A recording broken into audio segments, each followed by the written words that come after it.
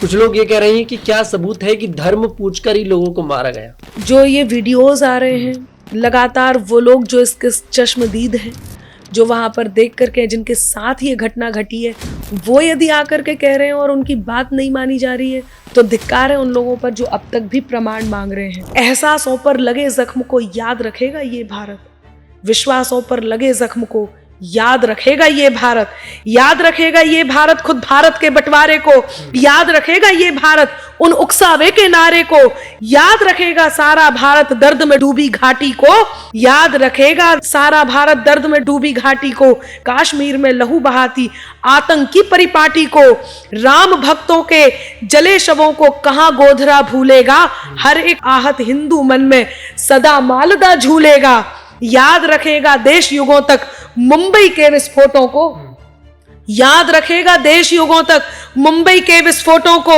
याद रखेगा देश युगों तक पुलवामा की चोटों को, पठानकोट भी बसा मिलेगा सुधियों की बुनियादों में, पहलगाम भी शामिल होगा मन की कड़वी यादों में। सरकारी कवि हैं अनामिका अंबर जैन या फिर नहीं है? क्या देश हित की बात करना, राष्ट्र प्रेम की बात करना यदि सरकारी है तो मैं स्वीकार करती हूँ, हाँ मैं सरकारी हूँ। अनामिका जी, देश में 100 करोड़ से ऊपर हिंदू है लेकिन फिर भी हिंदू सुरक्षित नहीं है। मुर्शिदाबाद में हुआ, हिंदुओं के घर जलाए गए। आप बताइए हिंदुस्तान की पहचान क्या है?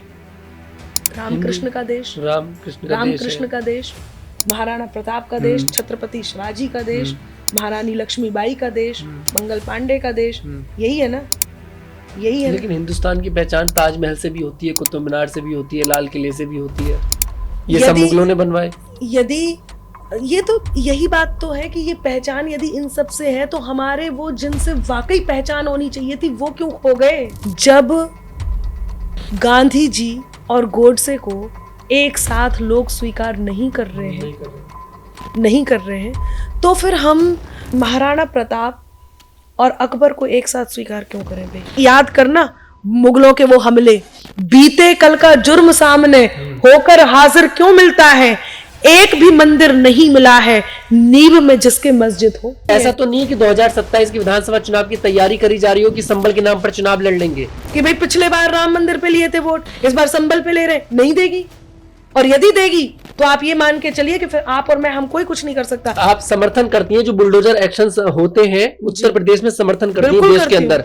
महाराष्ट्र के अंदर दिगंबर जैन मंदिर को तोड़ा गया अभी हाल ही के अंदर, आप भी जैन धर्म से आती हैं, समर्थन करती हैं आप इस चीज का? बुलडोजर चलना गलत नहीं है, गलत समय से पहले, एक्शन आने से पहले, बिना इंफॉर्मेशन के, बिना सूचना के हमारे श्री जी पर बुलडोजर चला दिया गया। श्री जी जो हमारे ईश्वर हैं, हमारी धार्मिक पुस्तकों पर बुलडोजर चला दिया गया, वो गलत है। समय से पहले आपने बिना सूचना के जो किया वो गलत है। ये जो सरकार है बीजेपी की, जहां सरकार है, आपको नहीं लगता कि एक विशेष समुदाय को टारगेट करते हैं? उत्तर प्रदेश में मुसलमानों को टारगेट किया जाता है, महाराष्ट्र के अंदर जैन धर्म को टारगेट किया गया। उत्तर बनकर आना होगा हमको हर एक शंका में, समाधान का मंत्र बनेंगे हर आहत आशंका में, के समाधान का मंत्र बनेंगे हर आहत आशंका में। जैसे सारी यूपी अंबर राम शरण में मगन हुई, जैसे सारी यूपी अंबर राम शरण में मगन हुई, राम नाम यूं ही गूंजेगा हर रावण की लंका में।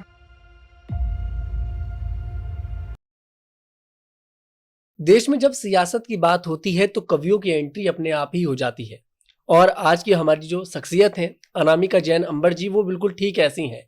जिस भी राज्य में चुनाव हो, वो चुनाव तब तक पूरा नहीं होता जब तक अनामिका जैन अंबर की कोई कविता उस चुनाव पर ना आई हो। और अनामिका अंबर जैन जिस प्रदेश के लिए अपनी कविता गा दें, उस प्रदेश के अंदर भारतीय जनता पार्टी की जीत भी हो जाती है। एक बहुत बड़ी कवियत्री है, वो सवाल पूछती हैं उत्तर प्रदेश सरकार से कि उत्तर प्रदेश में, यूपी में काबा, तो अनामिका अंबर जैन मुंहतोड़ जवाब देती हैं कि यूपी में बाबा।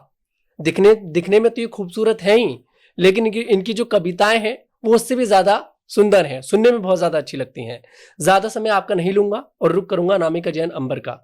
बहुत बहुत स्वागत है मैम आपका। बहुत आभार।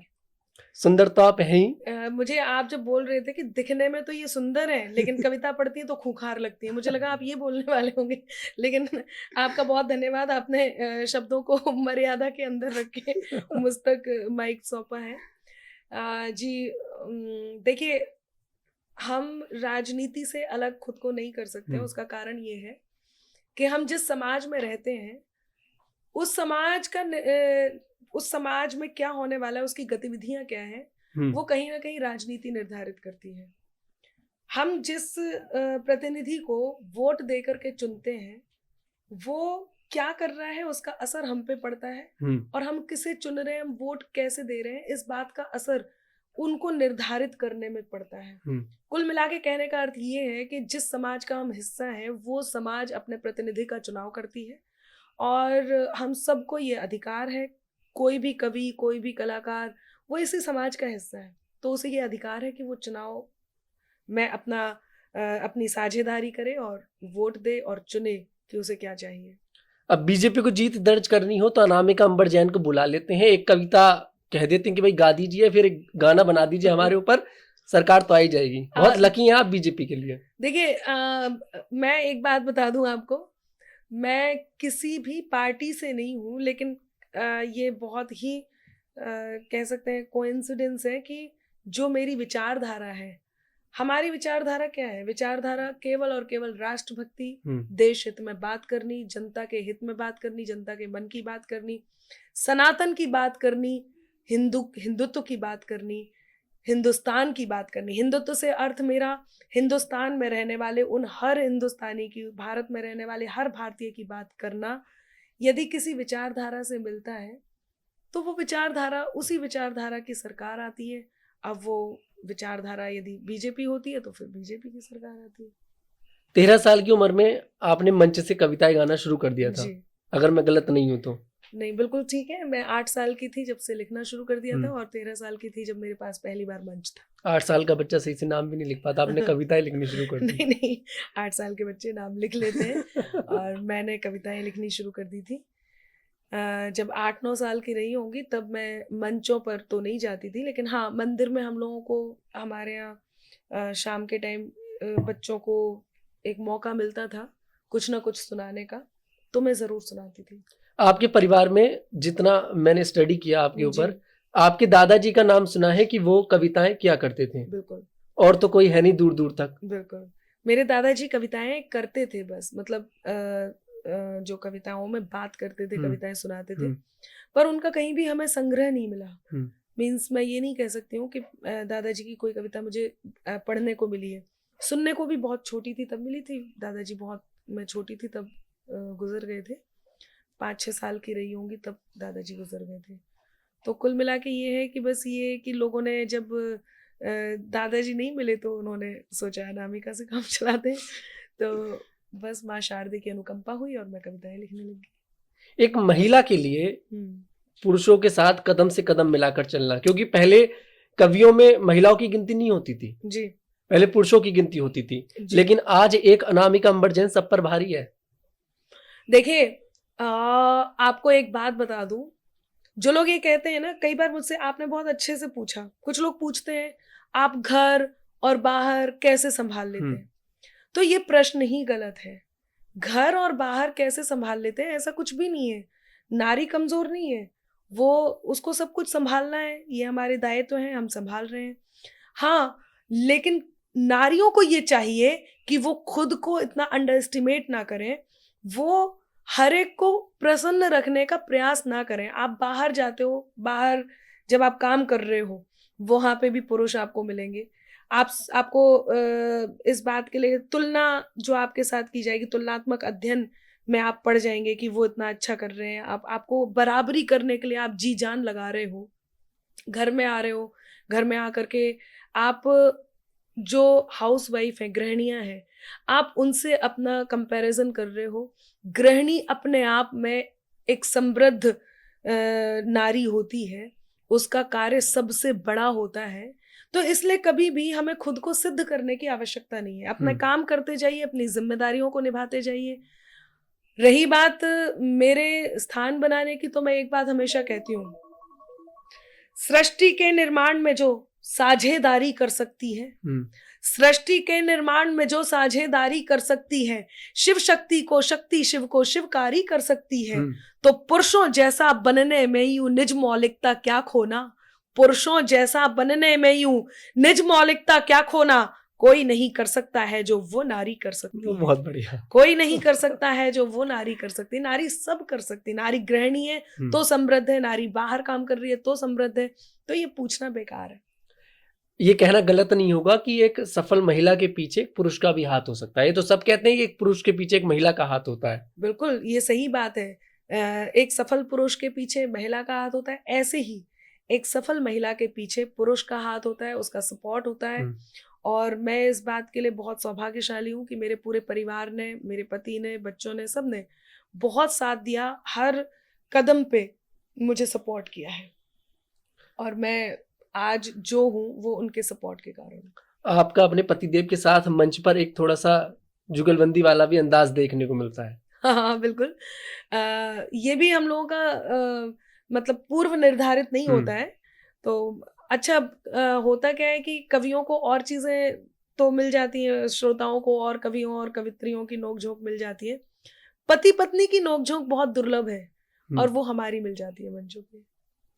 अनामिका अंबर जैन की सबसे ज्यादा जो कविता वायरल हुई या जिसे लोगों ने बहुत ज्यादा पसंद किया, शहीद की दीपावली।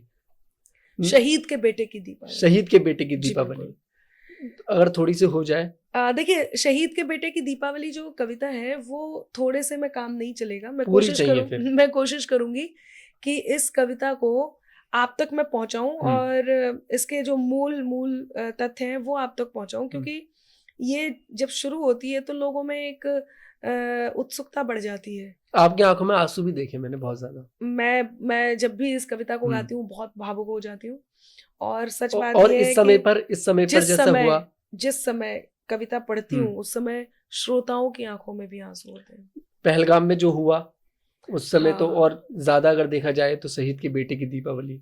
देखिए, वो हर घर की कहानी है, हर उस घर की कहानी है जिस घर से उनका बेटा, पिता, भाई या मित्र, कोई भी जो सीमा पर जाता है और अपने आप को इस देश के लिए समर्पित कर देता है।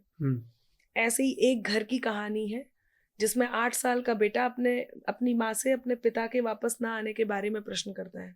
कहीं ना कहीं इस गीत ने मुझे संबल दिया, इस गीत ने मुझे पहचान दी। और इसमें वो अपनी माँ से अपने पिता के वापस ना आने के बारे में प्रश्न करता है। माँ मौन स्तब्ध बैठी है आंगन में, दृश्य आपके सामने है। बेटा क्या पूछता है और माँ क्या उत्तर देती है। तनुज जी, अब तो ये गीत मेरा रहा भी नहीं, अब तो ये पूरे देश का गीत है। मुझे बड़ी खुशी होती है जब स्कूल्स में, कॉलेजेस में इस गीत पर नाटिकाएं बनती हैं और लोगों तक ये गीत पहुंचाया जाता है, प्रस्तुति इसकी लोगों तक पहुंचती है तो आंखें सजल हो जाती हैं। तो ये कुछ इस तरह है कि चारों तरफ उजाला पर अंधेरी रात है। मैं आपको तहत में सुनाती हूँ क्योंकि गा के सुनाने में समय भी लगेगा और लोगों तक वही पहुंचाना है जो पहुंचना चाहिए। चारों तरफ उजाला पर अंधेरी रात थी, जब वो हुआ शहीद उन दिनों की बात थी। आंगन में बैठा बेटा माँ से पूछे बार बार, दीपावली पे क्यों ना आए पापा अब की बार। ये कहानी भले एक घर की हो, लेकिन ये भावनाएं हर उस घर की होती हैं जिस घर से उसका बेटा, पिता या भाई, जिनकी जो शहीद हो जाते हैं, जो इस देश के लिए कुर्बान हो जाते हैं। बेटे को कोई उत्तर नहीं मिलता। वो 2-3 दिन से अपनी माँ की स्थिति देखता है और माँ को देख करके माँ से कहता है, माँ क्यों ना तूने आज भी बिंदिया लगाई है दोनों हाथ खाली ना मेहंदी रचाई है। बिछुआ भी नहीं पाँव में बिखरे से बाल हैं, लगती थी कितनी प्यारी अब ये कैसे हाल है। कुमकुम के बिना सूना सा लगता है श्रृंगार, दीपावली पे क्यों ना आए पापा अब की बार। दीपावली पे क्यों ना आए पापा अब की बार। बेटा नहीं जानता कि उसके पिता अब लौट कर वापस नहीं आएंगे। माँ ने जब से सुना तब से वो पत्थर होकर के बैठी है, बेटे को कोई उत्तर नहीं दे रही है। बेटा थोड़ी देर के लिए बाहर खेलने जाता है, अपने मित्रों के पिताओं द्वारा लाए हुए उपहारों को देखता है, उन गिफ्ट्स को देख के फिर अपनी माँ की गोद में वापस आता है और फिर वही प्रश्न करता है। और वो बेटा ताने मारता है और माँ से कहता है, किसी के पापा उसको नए कपड़े लाए हैं, मिठाइयाँ और साथ में पटाखे लाए हैं, वो भी तो नए शूज पहन खेलने आया। पापा पापा कह के सबने मुझको चढ़ाया, अब तो बता दो क्यों है सूना आंगन घर द्वार। दीपावली पे क्यों ना आए पापा अब की बार। दीपावली पे क्यों ना आए पापा अब की बार। माँ फिर वैसे ही बैठी है। बेटे को गुस्सा आ गया। वो माँ के दोनों हाथ पकड़ता है, झकझोरता है और उन्हें अपनी ओर आकर्षित करता है उनका ध्यान, और माँ से शिकायत करता है। माँ से कहता है, 2 दिन हुए हैं तूने कहानी न सुनाई, हर बार की तरह न तूने खीर बनाई, आने दो पापा से मैं सारी बात कहूंगा, तुमसे न बोलूंगा न तुम्हारी मैं सुनूंगा, तुमसे न बोलूंगा न तुम्हारी मैं सुनूंगा, ऐसा क्या हुआ कि बताने से है इनकार, दीपावली पे क्यों ना आए पापा अब की बार, दीपावली पे क्यों ना आए पापा अब की बार। बेटे को कोई उत्तर नहीं मिलता, वो मौन है। और विडंबना देखिए कि पूछ ही रहा था बेटा जिस पिता के लिए, जुड़ने लगी थी लकड़ियां उसकी चिता के लिए, पूछ ही रहा था बेटा जिस पिता के लिए, जुड़ने लगी थी लकड़ियां उसकी चिता के लिए, पूछते पूछते वह हो गया निराश, जिस वक्त आंगन में आई उसके पिता की लाश। बेटा एकटक उस लाश को देखता है, एकटक अपनी माँ को देखता है, पुनः उस लाश को देखता है, पुनः अपनी माँ को देखता है। और तनुज जी देखिएगा, जो लोग ये सोचते हैं कि जब पता है कि अंजाम क्या होना है सीमा पर जाकर, उसके बाद भी अपने घरों के बेटों को वहां जाने देते हैं, तो कैसे दीवाने मस्ताने होते होंगे। ना सिर्फ वो जो वर्दी धारते हैं, बल्कि वो भी जो अपने परिवार से उन बेटों को वहां पहुंचाते हैं जहां जाकर के हमारे लिए, उन्हें हमारी रक्षा करनी है। उनके कारण हम सांस ले रहे हैं, उनके कारण हम होली दिवाली मना रहे हैं, उनके कारण हम इस प्रकार के आयोजन का हिस्सा हैं, हम चैन से अपने घर में रहते हैं।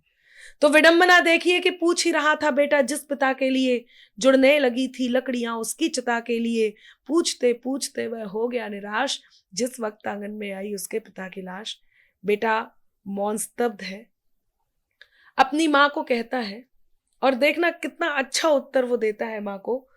पूरे देश से हर 8 साल के बेटे का यदि यही उत्तर आना चाहिए तो आपका समर्थन मांगती हूँ कि मत हो उदास माँ मुझे जवाब मिल गया, मत हो उदास माँ मुझे जवाब मिल गया, मकसद मिला है जीने का ख्वाब मिल गया, पापा का जो काम रह गया है अधूरा, लड़कर के देश के लिए करूंगा मैं पूरा, आशीर्वाद दो मकाम पूरा हो इस बार।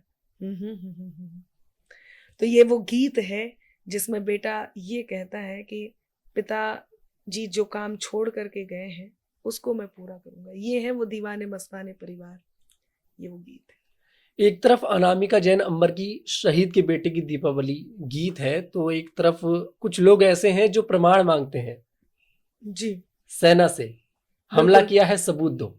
क्या कहेंगे अनामिका जैन अंबर उनके लिए? देखिए, चाहे सेना से उनके शौर्य के प्रमाण मांगे जाते हों, चाहे भगवान श्री राम के होने के प्रमाण मांगे जाते हों, जिन्हें ये प्रमाण मांगने की बुरी आदत पड़ी है उनके साथ भी ऐसा ही होता है कि त्राही तुम पर टूट ना जाए, त्राण समय ने मांग लिया। समय इनके साथ क्या करता है कि त्राही तुम पर टूट न जाए, त्राण समय ने मांग लिया, रावण वध के लिए राम का बाण समय ने मांग लिया, मांग रहे थे कल तक जो प्रमाण राम के होने का, उनसे उनके ही होने का प्रमाण समय ने मांग लिया, उनसे उनके ही होने का प्रमाण समय ने मांग लिया। और जो सेना से शौर्य के प्रमाण मांगते हैं, पिछले दिनों जब स्ट्राइक किए गए थे तब मैंने एक बात कही थी, मैं तो बल्कि जो लोग प्रमाण मांगते हैं उनसे भी यही कहती हूँ, वो गद्दार हैं, देशद्रोही हैं, जिन्हें अपने सेना के शौर्य के प्रमाण मांगने पड़ते हैं, उनकी जरूरत पड़ जाती है। किसी भी बात पर होती शिकायत हो तो हो जाए, जो ठाना है करेंगे हम हिमाकत हो तो हो जाए, न गद्दारी नहीं गद्दार अब मंजूर है हमको, सलामत देश मेरा हो बगावत हो तो हो जाए, सलामत देश मेरा हो बगावत हो तो हो जाए। मैंने एक पैरोडी गाई थी जब पुलवामा के बाद स्ट्राइक किया गया था, और उस समय सेना ने क्या किया था जरा देखना, और मैं वो पैरोडी गा के सुनाऊंगी। कि सेना तेरा करम क्या निभाया धर्म, सेना तेरा करम क्या निभाया धर्म, घर में घुस करके मारा मजा आ गया, पीठ पर वार का ऐसा बदला लिया, पीठ पर वार का ऐसा बदला लिया, पीठ पर वार का ऐसा बदला लिया, घर में घुस करके मारा मजा आ गया। ज्वार आतंक पर फूटा संग्राम का, ज्वार आतंक पर फूटा संग्राम का, जैसे लंका पर हो क्रोध श्री राम का, जैसे लंका पर हो क्रोध श्री राम का, कृष्ण लेकर सुदर्शन निकल ही पड़े। आप ध्यान से देखना कैसे लगते हैं ये सैनिक, जैसे कृष्ण लेकर सुदर्शन निकल ही पड़े, शत्रुओं को संघारा मजा आ गया, सेना तेरा करम क्या निभाया धर्म, घर में घुस करके मारा मजा आ गया। सैनिक जो हैं उनको हम सैल्यूट करते हैं, ना सिर्फ उनका सम्मान करते हैं बल्कि जो लोग उनके शौर्य के प्रमाण मांगते हैं उन्हें एक बार अपनी तरफ जरूर देख लेना चाहिए। पहलगाम आतंकी हमला हुआ जी 22 अप्रैल को, एक बहुत दर्दनाक हमला था। बिल्कुल 28 लोगों को मौत की घाट उतार दिया गया, उनका धर्म पूछकर, धर्म के आधार पर टारगेट किया गया अनामिका जैन अंबर जी हिंदुओं के लिए। बिल्कुल जिस तरह से उस समय पर लोगों ने प्रमाण मांगा था सेना से उनके शौर्य का, कुछ लोग ये कह रहे हैं कि क्या सबूत है कि धर्म पूछकर ही लोगों को मारा गया। देखिए सबूत क्या है कि धर्म पूछ के मारा गया। जो ये वीडियोस आ रहे हैं लगातार, वो लोग जो इसके चश्मदीद हैं, जो वहां पर देख करके, जिनके साथ ये घटना घटी है, वो यदि आकर के कह रहे हैं और उनकी बात नहीं मानी जा रही है तो धिक्कार है उन लोगों पर जो अब तक भी प्रमाण मांग रहे हैं। लोगों के कपड़े उतार कर चेक किया गया, बच्चों के कपड़े उतार कर चेक किया गया, उनसे पूछा आपका धर्म क्या है, उसने बोला हिंदू, उसने कहा धाएं। ये सीन अब तक भी, अब लोगों ने भाई जानकर तो बनाया नहीं होगा, जानकर तो अपनी जान दे नहीं दी होगी। पर्यटक थे, कोई ऐसा भी नहीं कि किसी पार्टी के लोग हों वहां जाकर के पार्टी को चमकाने के लिए इस तरह के काम करें। अपनी जान कौन दे देगा। धर्म पूछ करके गोली मारी गई। बहुत दुख हुआ जब कुछ नेताओं ने इस तरह की बात ये कही कि उनके लिए हम केवल भारतीय हैं, इसलिए कृपया हिंदू मुस्लिम ना करें। यदि उनके लिए हम सिर्फ भारतीय थे, आपकी बात हम मानते, हम भी नहीं चाहते कि देश में किसी भी प्रकार से माहौल को खराब किया जाए।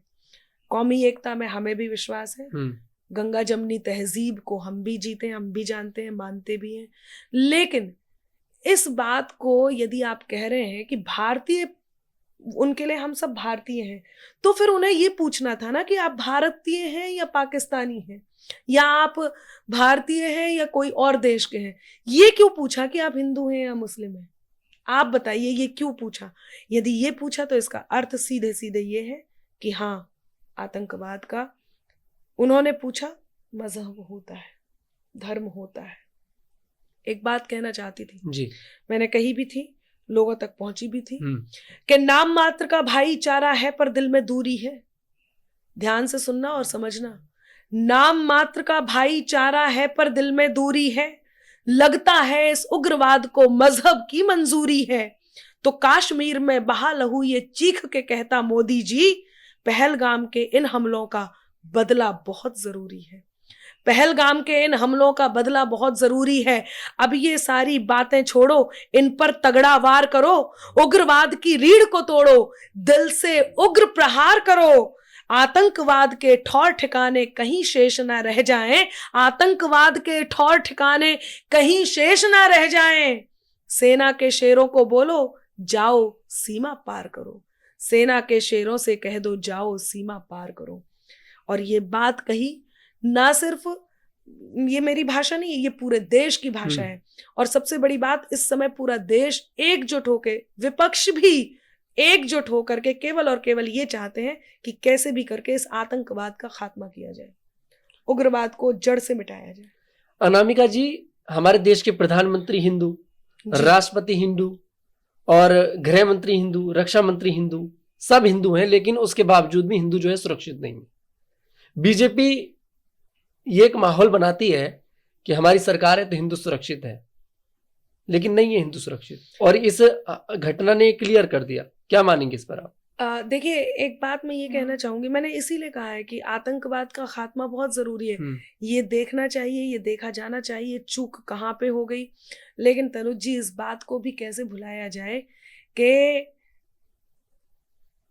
जो लोग यहाँ हैं, हमारे बीच में रहते हैं और हमारे बीच रह करके हमारे देश के नहीं है, इस बात की कौन गारंटी ले कि वो लोग इस तरह के कामों में उनका हाथ नहीं होगा। मैं किसी पर आरोप नहीं लगा रही, लेकिन कहीं ना कहीं यदि कुंडी नहीं अंदर से खोली जाए तो बाहर के लोग अंदर घुस नहीं सकते। तो इस बात को भी नजरअंदाज नहीं किया जा सकता। कश्मीर का मुसलमान अपने आप को भारत का मुसलमान नहीं मानता। इस देश में रहने वालों को ये कुछ लोग ऐसे हैं जो गद्दार हैं, उन्हें देखा जाना चाहिए, उन्हें समझा जाना चाहिए। कश्मीर के जो मुस्लिम हैं, ऐसा नहीं है।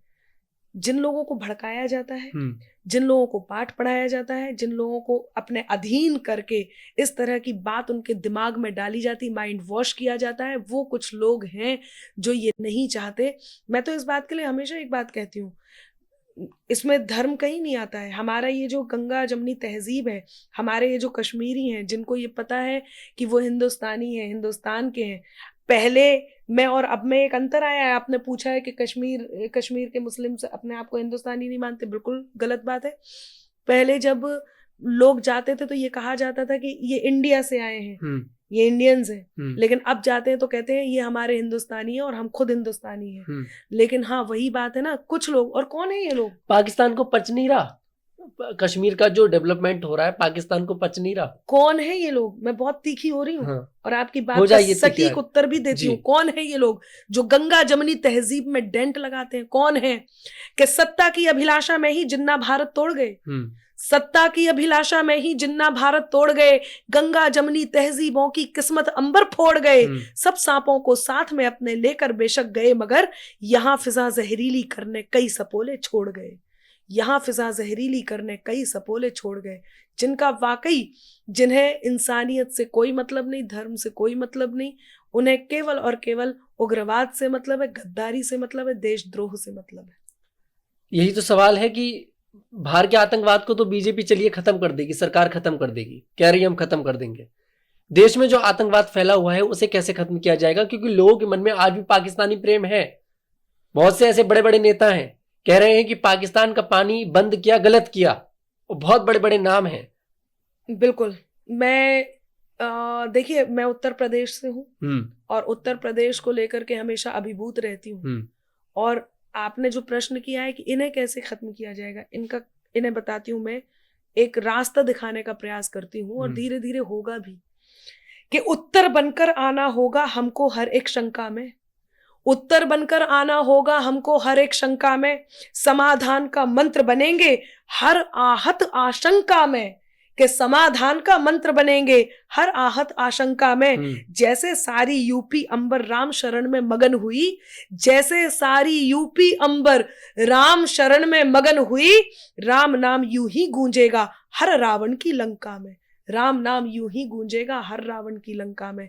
तो जैसे ही ये जो अलग अलग राज्य हैं, जिन राज्यों में अभी तक भी हिंदुस्तान को हिंदुस्तान नहीं माना जाता है, धीरे धीरे ये पता चलेगा, ये भारत को भारत मानेंगे और ऐसे ही राम नाम यूं ही गूंजेगा हर रावण की लंका में। होगा, आएगा समय। अनामिका अंबर जैन पर आरोप कह सकता हूं इसे, वैसे में सरकारी कवि का आरोप लगता है कि, या फिर अनामिका अंबर जैन कह भी देती है कि मैं तो मन की बात कर दी है। अब चलिए अब मन की बात करेंगे, खुलकर बात होगी। सरकारी कवि है अनामिका अंबर जैन या फिर नहीं है? मैं आपसे ही एक बार और पूछ लेती हूँ जरा, और क्या क्या, किस ये आधार क्या है जिस आधार पर मुझसे ये कहा जाता है कि आप सरकारी कवि? कहा जाता है कि अनामिका अंबर जैन सरकार के पक्ष में बात करती हैं। अब हाल ही का मुद्दा देखिए, पहलगाम में इतना बड़ा हमला हुआ, अनामिका अंबर जैन ने बहुत अच्छी अच्छी कविताएं गाई, लेकिन अनामिका अंबर जैन ने सुरक्षा में चूक को लेकर सवाल नहीं किया। क्या मैंने ये नहीं कहा कि उग्रवाद को खत्म करने के लिए मैंने बात नहीं की, मैंने ये नहीं कहा कि अभी अभी आपको ये जब मैं सुना रही थी तब मैंने कहा कि कश्मीर में बहा लहू ये चीख के कहता मोदी जी, पहलगाम के हर हमले का बदला बहुत जरूरी है। क्या ये वाले प्रश्न मैंने नहीं की। और दूसरी बात, सबसे बड़ी बात, जो लोग ये कह रहे हैं कि जो लोग सरकारी पत्रकार, सरकारी कवि, ये तक भी कहा गया कि अब ये सरकारी पत्रकार, ये सरकारी कवि उठेंगे, ऐसी ऐसी कविताएं लिखेंगे जैसे कि ये जाकर के पाकिस्तान के सर काट देंगे, जैसे कि ये जाकर के वहां बम फोड़ाएंगे। अरे भाई, कम से कम हम में इतनी हिम्मत तो है कि हम दुश्मन को दुश्मन कह रहे हैं, हम उन्हें ललकार पा रहे हैं। आप में है इतनी हिम्मत कि आप जाके दुश्मन को दुश्मन कह दो? जहां आप मेरे से कह रहे कि आप सरकार से उसकी चूक के बात नहीं कर रहे, अभी अभी मैंने कहा ये हमें देखना होगा कि हमने कहाँ चूक की है। और सबसे बड़ी बात, उन गद्दारों का क्या किया जाए जो सरकार की नाक के नीचे दुश्मनों का साथ दे रहे हैं। ये सरकार है, इसलिए अभिव्यक्ति की आजादी के नाम पर, प्रश्न पूछने के नाम पर आप उन पर आरोप लगा पा रहे हो। आप देखिए ना, आपने प्रश्न पूछने के नाम पर आरोप लगाया या नहीं लगाया? जैसे आप कह रहे हो कि हम प्रश्न पूछ रहे हैं, वो प्रश्न था जिसमें साफ साफ लिख दिया कि जरा सोचो इससे फायदा किसको है। ये प्रश्न है, पर भी आएंगे। आप बताइए क्या ये प्रश्न है? ये प्रश्न नहीं है। प्रश्न ये है कि आप बताइए आपकी सुरक्षा की व्यवस्था क्या क्या है, वो मैं भी पूछ रही हूँ। तो विपक्ष वाली कभी है, हम सब जानना चाहते हैं, हम सब जानना चाहते हैं हमारी सुरक्षा की व्यवस्था क्या है, हमारी सुरक्षा क्यों नहीं पुख्ता तरीके से की जा रही है। हमारी सुरक्षा होनी चाहिए, हमें विश्वास है। हमने जिस सरकार को चुन करके सरकार बनाया है, हमने जिन लोगों को चुन करके सरकार बनाया है, हमें उन पर विश्वास है, क्योंकि हम विश्वास था इसीलिए हमने चुना था। आगे भी विश्वास है, और ये तो मैं ओपन कह रही हूँ, हमें विश्वास है कि इस बात का कोई ना कोई जरूर समाधान निकलेगा, और निकलना शुरू भी हो गया है। अब आती है बात, मेन बात ये आती है कि दुश्मन को दुश्मन कहने की हिम्मत किसमें है? हमने दुश्मन को दुश्मन कहा, हम नहीं डरते। हमने बताया कि देश में कुछ ऐसे गद्दार हैं जिन्होंने दुश्मनों को मौका दिया, हमने कहा कि वो दुश्मन है। आपने तो दुश्मन को दुश्मन कहा ही नहीं। दूसरी बात, हमारी कविताएं, हम वहां जाकर के सर नहीं काट रहे, लेकिन हमारी कविताएं लोगों के धमनियों में रक्त का संचार करती हैं। हमारी कविताएं ऊर्जा को बढ़ावा देती हैं। हमारी कविताएं बताती हैं कि हमें नहीं भूलना है, और क्या नहीं भूलना है वो बताती हूँ। जब बात उठी है तो मैं जरा कविता से ही बताती हूँ। ये हमारी कविता है जो ये कहती है कि हमें ये नहीं भूलना है। एहसासों पर लगे जख्म को याद रखेगा ये भारत। आप देखिए, हम देश हित की बात करते हैं, हम राष्ट्र हित की बात करते हैं। तनुज जी, इस बात का थोड़ा और उत्तर दे देती हूँ। हमसे लोग कहते हैं आप सरकारी हैं, एक बात बताइए, क्या देश हित की बात करना, राष्ट्र प्रेम की बात करना यदि सरकारी है तो मैं स्वीकार करती हूँ, हाँ मैं सरकारी हूँ। भगवान श्री राम से उनके होने के प्रमाण मांगे गए, उस प्रमाण के विरोध करने की विचारधारा का समर्थन करना यदि सरकारी है तो मैं सरकारी हूँ। मुगलों ने देश पर आक्रमण किया, हमारी धरोहर को नष्ट किया, उनका विरोध करने की विचारधारा का समर्थन करना यदि सरकारी है तो मैं सरकारी हूँ। सेना से शौर्य के प्रमाण मांगे जाते हैं, इस बात का विरोध करने की विचारधारा का समर्थन करना यदि सरकारी है तो मैं सरकारी हूँ। अनुच्छेद 370 हटाओ, उसका समर्थन करने की विचारधारा का समर्थन करना यदि सरकारी है तो मैं सरकारी हूँ। हमारे सनातन को डेंगू मलेरिया कहा गया, यदि सनातन को डेंगू मलेरिया कहा जाएगा तो उसके विरोध करने की विचारधारा का समर्थन करना यदि सरकारी है तो मैं सरकारी हूँ। पुलवामा पर जो बदला घर में घुस कर के लिया गया, उस पर उस विचारधारा का समर्थन करना यदि सरकारी है तो ठीक है, मैं सरकारी हूँ।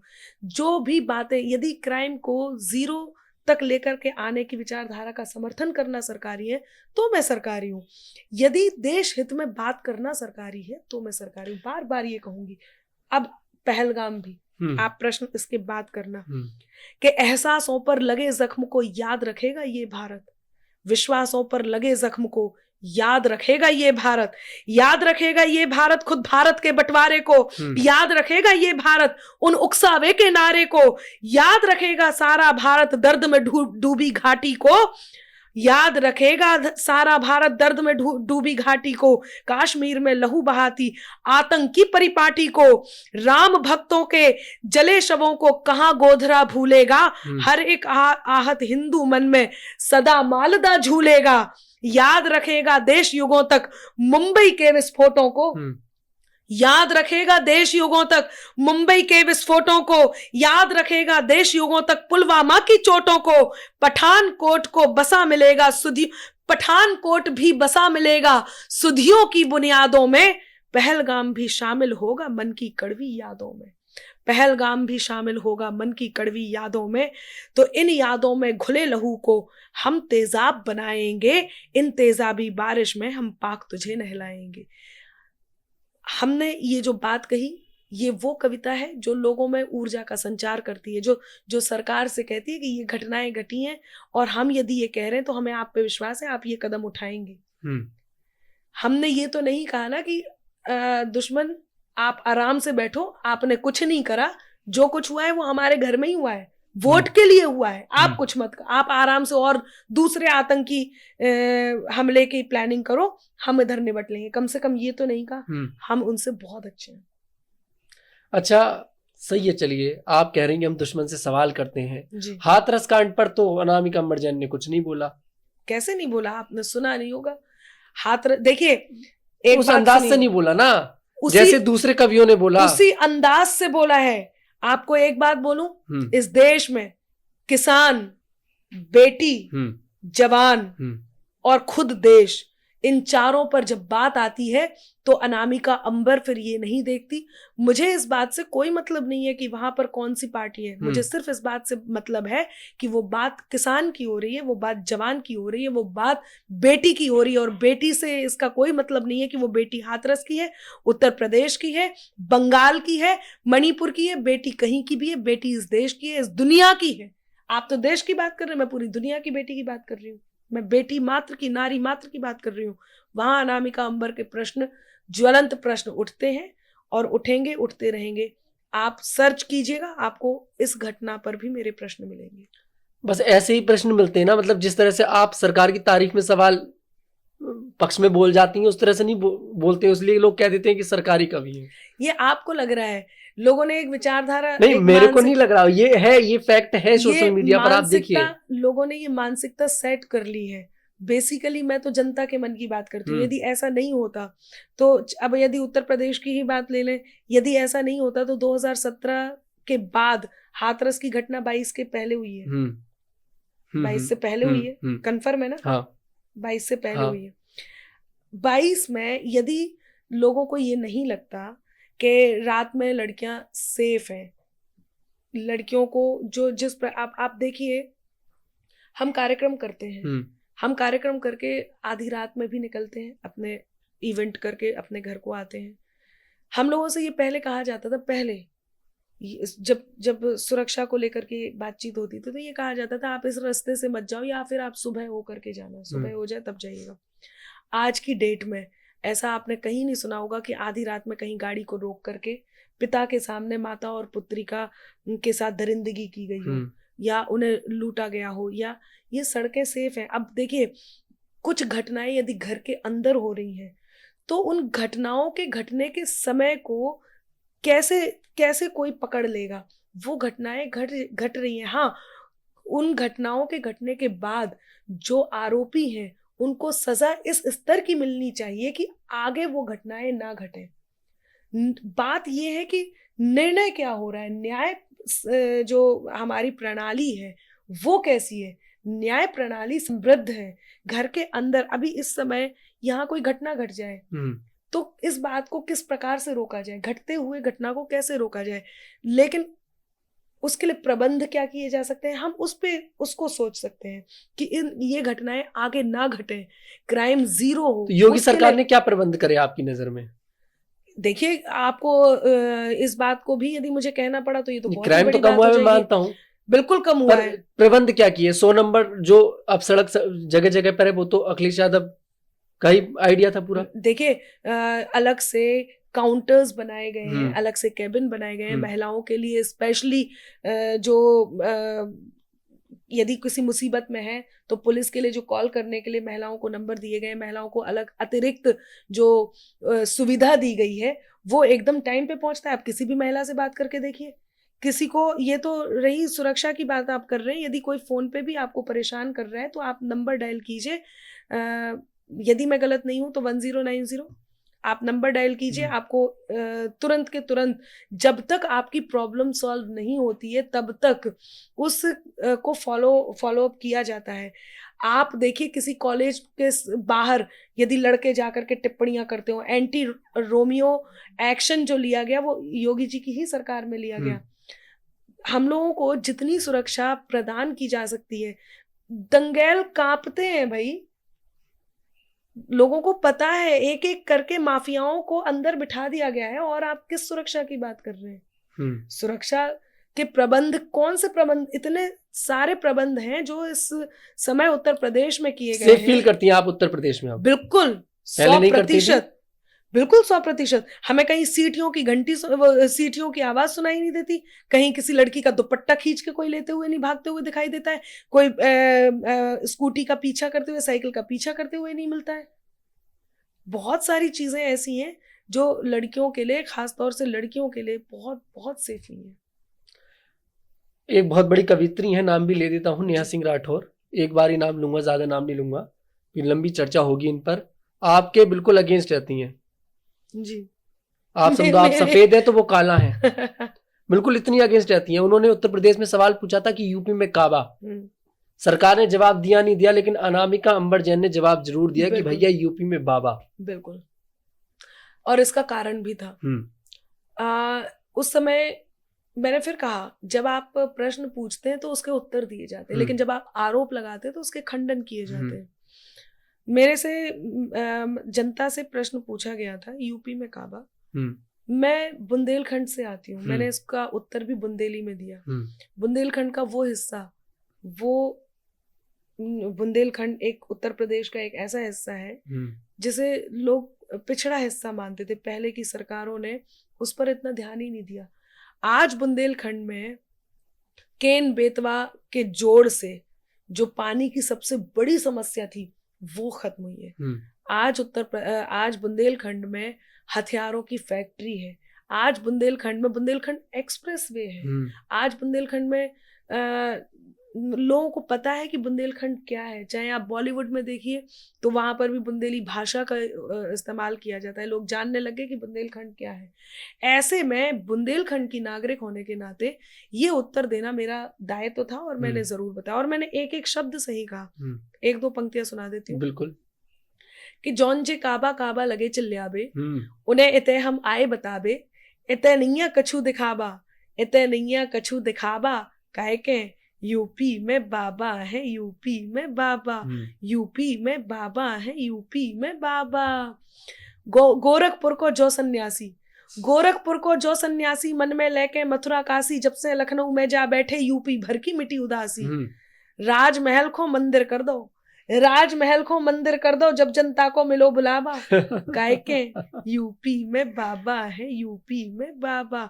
तुष्टिकरण को नाव मिटा दो, तुष्टिकरण को नाव मिटा दो, अपराधन को गांव मिटा दो, फैजाबाद अयोध्या कर दई, राम लला को धाम बना दो। और बेबी काशी काशी कर रहे, बेबी काशी काशी कर रहे, जौन करते काबा काबा, काहे के यूपी में बाबा है, यूपी में बाबा। एक और बात, दंगैल सबरे डरे जेल में, दंगैल सबरे डरे जेल में, सोच के जा अब भरे जेल में, बाहर जे तो गोली घल जे, इसे तो हम परे जेल में। और पुलिस भी अपनी फॉर्म में आ गई, पुलिस भी अपनी फॉर्म में आ गई, मिट गो सबरो शोर शराबा, काहे के यूपी में बाबा है, यूपी में बाबा। और मैंने बुंदेलखंड को भी बहुत सारी बातें, हथियारन की फैक्ट्री बना दी और बहुत सारी चीजें हैं। तो ये जो बदलाव, और ये मैंने 2022 से पहले लिखा था। तनु जी एक बात बताइए, यदि इसमें कुछ भी गलत होता तो कोई जनता को जा के तो वोट डलवाए नहीं जबरदस्ती। इसका अर्थ ये है जनता ने दोबारा खुश होकर के वही चुना जो अनामिका ने कहा, अर्थात अनामिका ने जो कहा वो वही था जो जनता की आवाज है।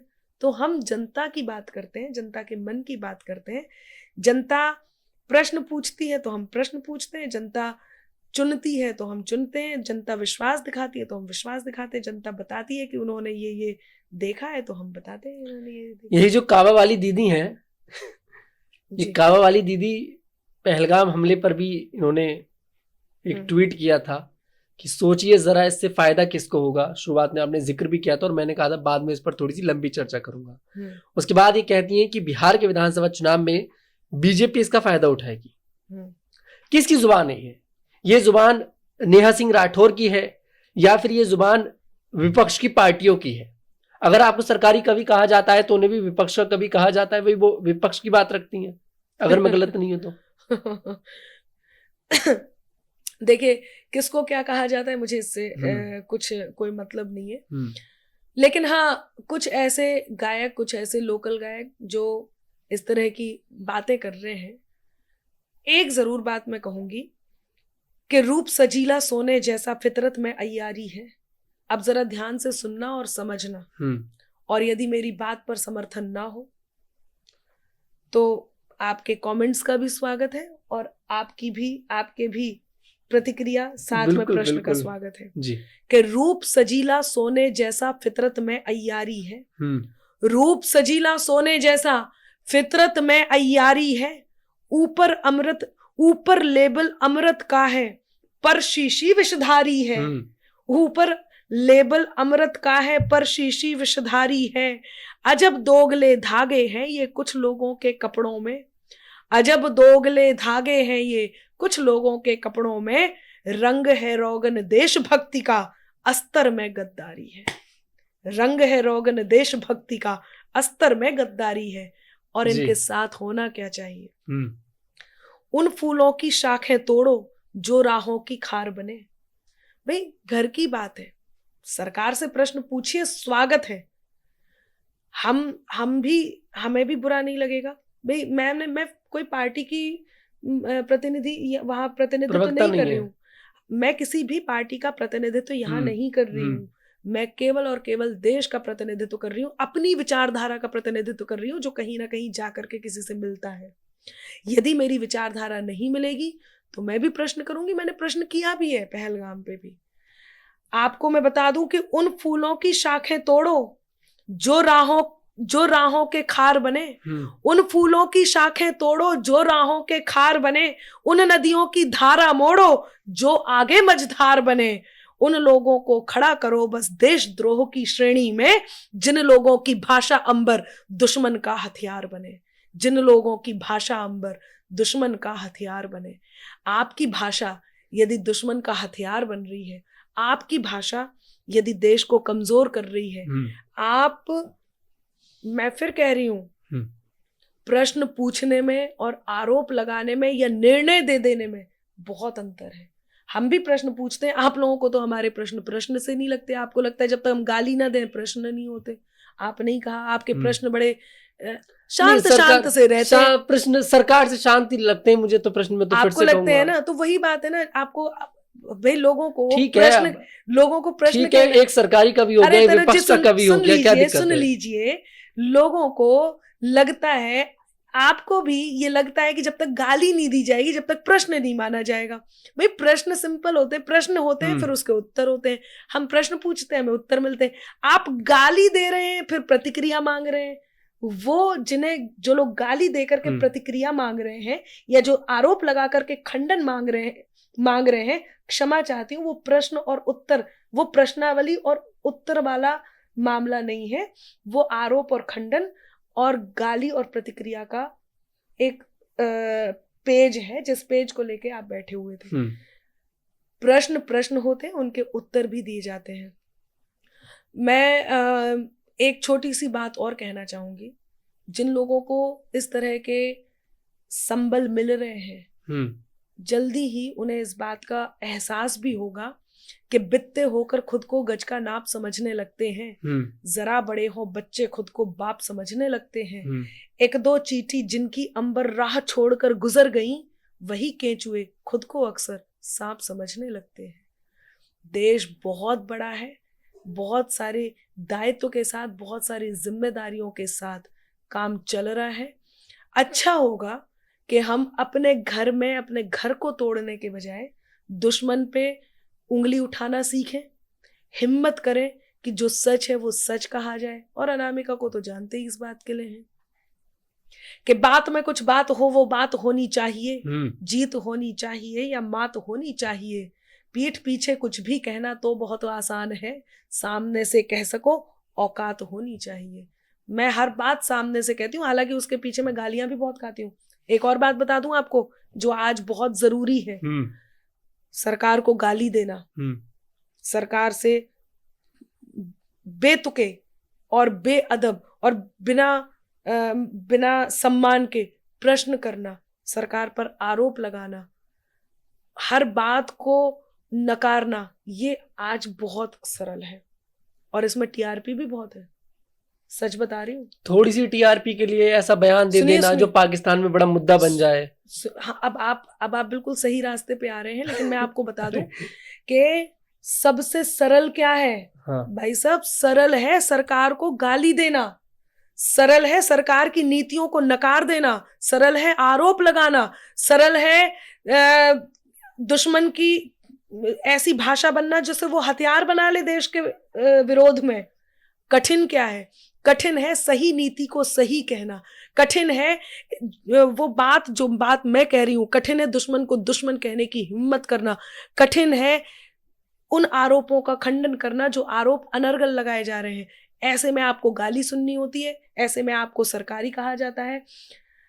मैं तो एक बात कहती हूँ, जरा मेरे साथ जोगीरा कर देना कि प्यार दो चाहे दे दो गाली, हम तो हैं आभारी। जोगीरा अभी नहीं, अच्छा, सही समय पे कि प्यार दो चाहे दे दो गाली, हम तो हैं आभारी, सच्ची बात कहें तो सबको लगते हैं सरकारी, बोलो सारा रा रा रा, जगीरा सारा रा रा रा, तो बोलो सारा रा रा रा। भाई हम तो बात देश की करते हैं और लोग जो कहना चाहे वो कहते रहे, उनका स्वागत है। चलिए, सवाल बीच में था, जवाब आपने दिया नहीं, आप फिर मुझसे कह रहे सही आ गए आप बताइए कौन सा टीआरपी में बात कर रहा था। तो अभी जवाब पूछिए फिर थोड़ी सी टीआरपी के लिए ऐसा बयान दे देना जो पाकिस्तान के अंदर एक बड़ा मुद्दा बन जाए और उस पर अपनी गलती भी नहीं मानना। इस बात के लिए देखिए, मैं ये नहीं कहूंगा कि उनको यहाँ पर डिफेंड, अच्छी बात है, हाँ, उनको डिफेंड नहीं किया जाएगा, उनको डिफेंड नहीं किया जाएगा, उन्होंने गलती करी और वो गलती नहीं मान रही है। लेकिन पाकिस्तानी मीडिया ने उसको एक बड़ा बवाल बना रखा है। पाकिस्तान की तरफ से ट्वीट करे जा रहे हैं, देखिए हिंदुस्तान की लड़की सरकार के सच को दिखा रही है। सरकार क्यों एक्शन नहीं ले पा रही है? ये लोग भी तो गद्दारी हुए देश के। ये सरकार क्यों एक्शन नहीं ले पा रही है, ऐसा आप देखिए। मैं फिर बार बार कह रही हूं कि जो दिख रहा है वो सब सच नहीं है। इस समय बात ये नहीं है कि किसी ने कुछ कह दिया तो उसके पीछे पड़ जाओ। बात इस समय आप ये भी तो देखिए कितना संवेदनशील मुद्दा है तनुज जी। लेकिन पाकिस्तान प्रेम को तो नष्ट करना पड़ेगा ना। उसके लिए आप और हम बैठ करके यहाँ बात कर रहे हैं, हमें क्या पता कि तैयारियां क्या चल रही हैं। थोड़ा धैर्य भी तो रखना पड़ेगा ना। धैर्य बहुत बड़ी चीज है। या फिर ये बता के किया जाए कि हम ये तैयारी कर रहे हैं, हम ये तैयारी कर रहे हैं, हम ये तैयारी कर रहे हैं, ताकि हम तो जो हमारे एक छोटे से लालच के लिए, ये लालच कि देश को ये बताया जाए कि भाई तैयारियां क्या चल रही, उस लालच के चक्कर में हम दुश्मन को सावधान कर दें। तो भाई थोड़ा सा संजीदा हमें भी होना पड़ेगा। बहुत संवेदनशील मुद्दा है ये। 28 लोगों की जान गई है और निर्दोष लोगों की जान गई है। वो तैयारी से नहीं गए थे, वो लड़ाई की तैयारी के लिए कश्मीर नहीं गए थे। वो नए नवेले जिन्होंने अपनी जिंदगी अभी शुरू की थी वो वहां पे गए थे। तो ऐसा नहीं है कि एक्शन नहीं लिया जाएगा या पूर्व में एक्शन नहीं लिया गया क्या। लेकिन यदि इस बार, और एक बात, क्या देश में ये बयान नहीं आ गया है कि हम इस बार छोड़ेंगे नहीं? क्या ये बयान लोगों तक नहीं पहुंचा कि उग्रवाद को इस बार जड़ से खत्म करेंगे? क्या ये बातें ऐसी लोगों तक नहीं पहुंची जो पहले कभी नहीं की गई? हम ये बंद कर देंगे, हम वो बंद कर देंगे। क्या दिन रात आप न्यूज में नहीं देख रहे हैं कि जिन पाकिस्तानियों को वापस भेजा जा रहा है वो अपनी टिप्पणियां लोगों तक पहुंचा रहे हैं? एक्शन चल रहा है ना। जिस दिन से ये घटना घटी है उस दिन से लेकर के अब तक एक्शन चल रहा है। और मुझे बताए, मैं फिर कह रही हूं, मैं उस किसी पार्टी से नहीं हूं कि अनामिका को बताया जा रहा है और अनामिका आधी अधूरी बात बता रही है। मैं हर देशवासी की तरह मैं भी इस बात का इंतजार कर रही हूं, पूरे धैर्य और पूरे विश्वास के साथ इस बात का इंतजार कर रही हूं कि हाँ, कोई ना कोई एक्शन लिया जाएगा। और यदि सब्र टूट गया, तनुज जी आपके चैनल पे बोल रही हूँ, सब्र टूट गया और एक्शन नहीं लिया गया, तो मैं भी उन लोगों में खड़ी होंगी जो ये कह रहा होगा कि भाई क्या हुआ, क्यों नहीं बदला लिया गया।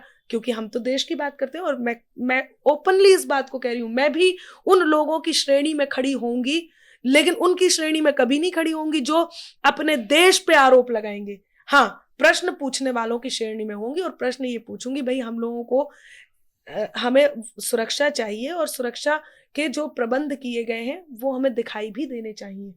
लेकिन अब हम निर्णय आने से पहले अधीर हो जाएं और बनी हुई बात को बिगाड़ दें, हमारा कोई भी, हमें ये सोचना पड़ेगा।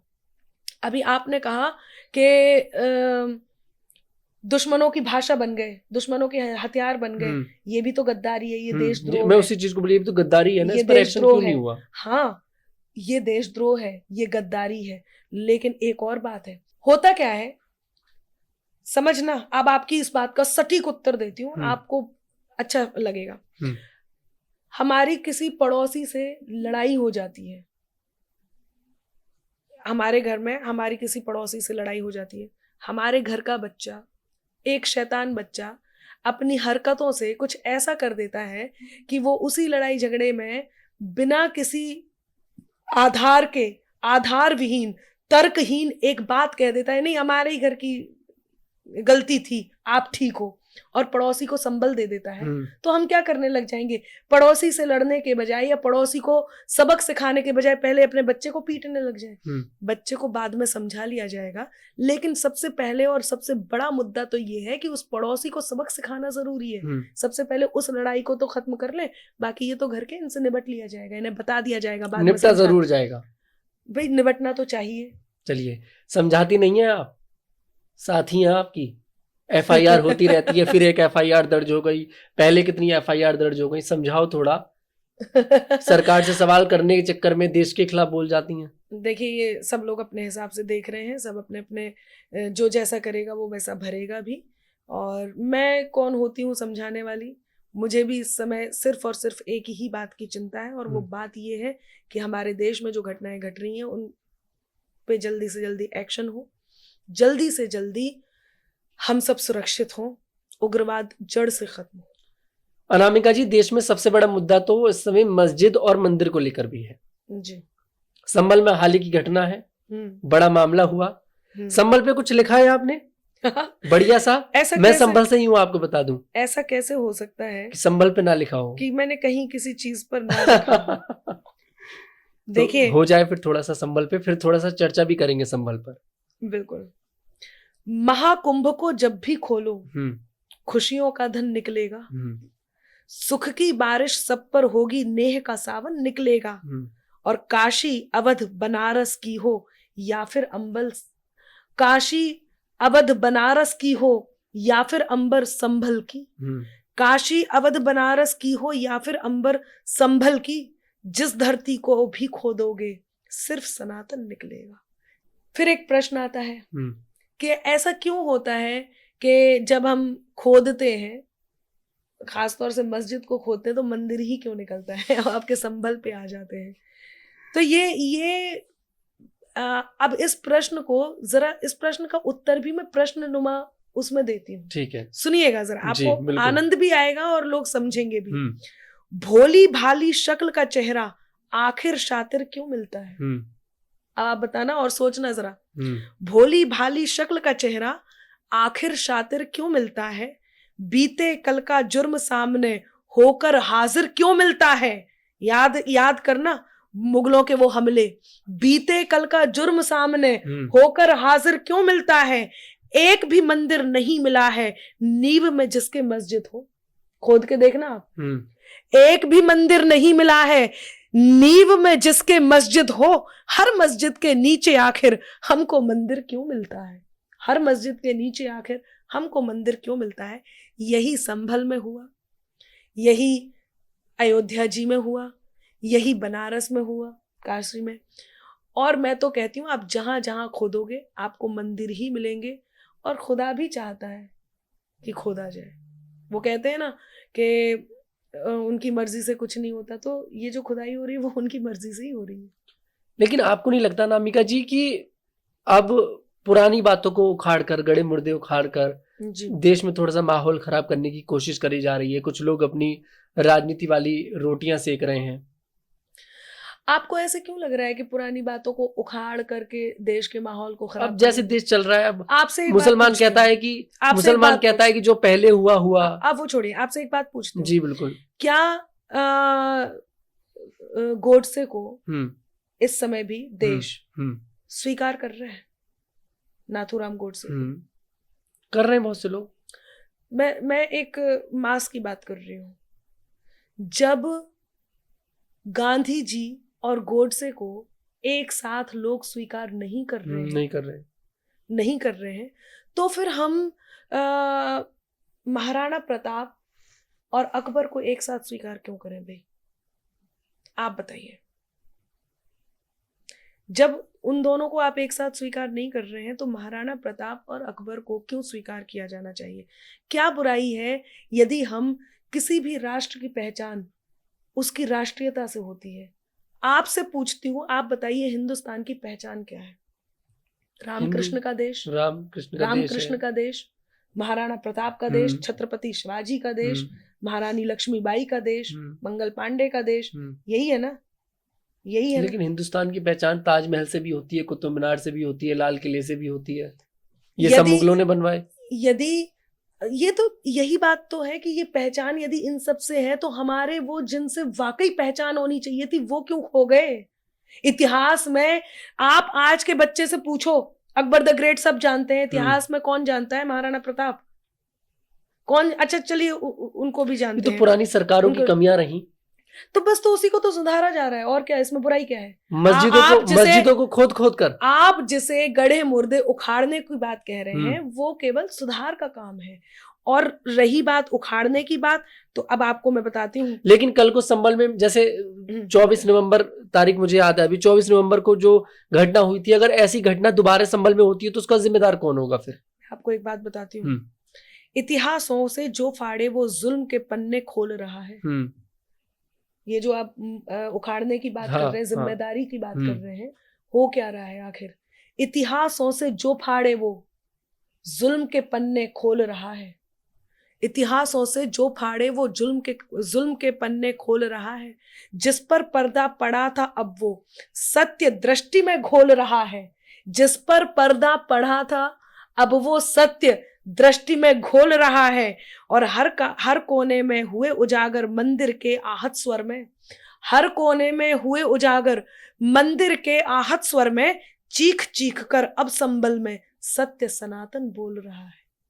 चीख चीख कर अब संबल में सत्य सनातन बोल रहा है।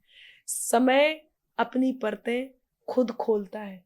आप प्रकृति को नकार नहीं सकते, आप समय को नकार नहीं सकते। समय जब आता है तो समय वो करता है जो समय को करना होता है।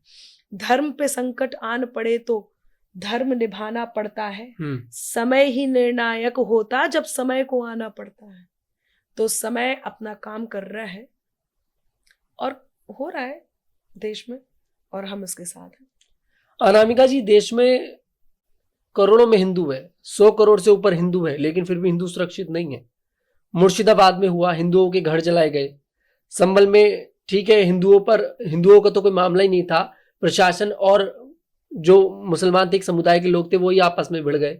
लेकिन ये भी हो सकता था कि ये घटना बड़ी भी हो सकती थी। और ऐसा नहीं है कि संभल में पहले हिंदुओं का नरसंहार नहीं हुआ। ऐसा नरसंहार हुआ कि लोगों को बीच में से काट दिया गया। हमारे पिताजी बताते हैं, मैं संभल से, मैंने आपको पहले बताया। अब लीजिए, आपकी बात का खुद आप उत्तर दे रहे हैं। आप ये कह रहे हैं गड़े मुर्दे क्यों उखाड़े जा रहे हैं।